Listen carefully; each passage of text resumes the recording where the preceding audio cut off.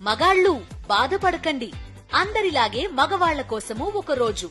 పూర్తి వివరాలకు చదవండి రేపటి సాక్షి హైదరాబాద్ ఎడిషన్. చిత్తూరు జిల్లా పూతలపట్టు మండలం మూర్తిగాని గ్రామంలో దుండగులు దుశ్చర్యకు పాల్పడ్డారు. వైఎస్ఆర్ విగ్రహాన్ని ధ్వంసం చేశారు గుర్తు తెలియని వ్యక్తులు. విగ్రహం మొత్తం పగలగొట్టి నేలమట్టం చేశారు.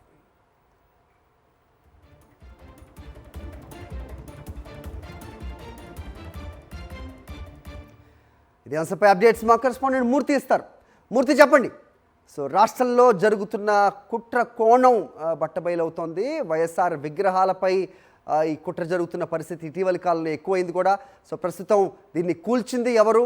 అఫ్కోర్స్ వాళ్ళని పోలీసులు గుర్తించినా అదుపులోకి తీసుకునే పరిస్థితి ఉండదు అనేది కూడా కొంతమంది మాట్లాడుతున్న మాట. ఏం జరుగుతోంది? అప్డేట్స్ ఏంటి? ఖచ్చితంగా ఇది చిత్తూరు జిల్లా పూతలపట్టు నియోజకవర్గ పరిధిలో యొక్క పూతలపట్టు మండలం వావిల్తోట పంచాయతీ పరిధిలో ఉన్నటువంటి మూర్తిగాని ఊరిలో వైఎస్ఆర్ విగ్రహాన్ని అర్ధరాత్రి ధ్వంసం చేశారు. ఈ యొక్క టీడీపీ శ్రేణులే ఏ పనులకు దుశ్చర్యకు పాల్పడ్డారనేది ప్రధానంగా వైఎస్ఆర్ కాంగ్రెస్ పార్టీ నాయకులంతా కూడా ఆరోపిస్తూ ఉన్నారు. కొద్ది రోజుల క్రితం, సరిగ్గా ఒక 10 రోజుల క్రితం ఇదే పూతలపట్టు మండల వైఎస్ఆర్ కాంగ్రెస్ పార్టీ కన్వీనర్ శ్రీకాంత్ రెడ్డి పైన భౌతికంగా 40 మంది గూండాలు దాడి చేసినటువంటి ఘటన మర్చిపోకముందే తాజాగా అదే ఊరిలో ఏదైతే శ్రీకాంత్ రెడ్డికి సంబంధించినటువంటి వావిల్తోట పంచాయతీ పరిధిలో మూర్తిగానూరులో ఈ యొక్క ఘటన చోటు చేసుకుంది.